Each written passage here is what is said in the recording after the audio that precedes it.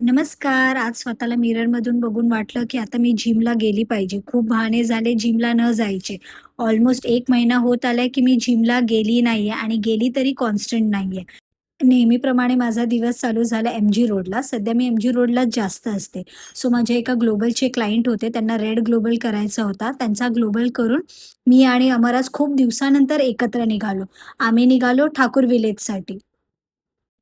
आज बऱ्याच दिवसानंतर मी ठाकूर विलेजच्या सलूनला आली होती. ठाकूर विलेजला ना एकदम एक वेगळीच पॉझिटिव्हिटी आहे.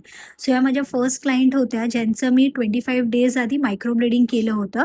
त्या मॅम आल्या होत्या त्यांच्या सेकंड टचअपसाठी.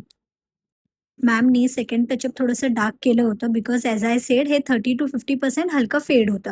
देन ह्या माझ्या सेकंड क्लायंट होत्या मायक्रो ब्लीडिंगच्या. त्यांच्या आयब्रोज एकदम फाईन होते आणि त्यांना ना एक इथे स्टिचेस आले होते आयब्रोजला. ते त्यांना स्टिचेस हाईड करायचे होते.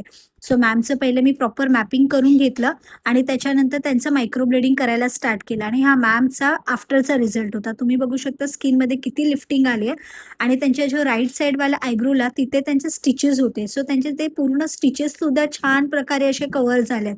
म्हणजे कोणाला कळणार नाही की तिथे स्टिचेस होते आधी.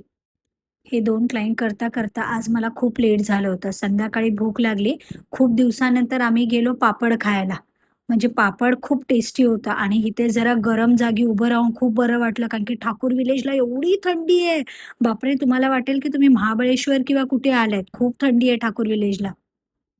नंतर आजचा आम्ही एंड केला ही दहीपुरी खाऊन.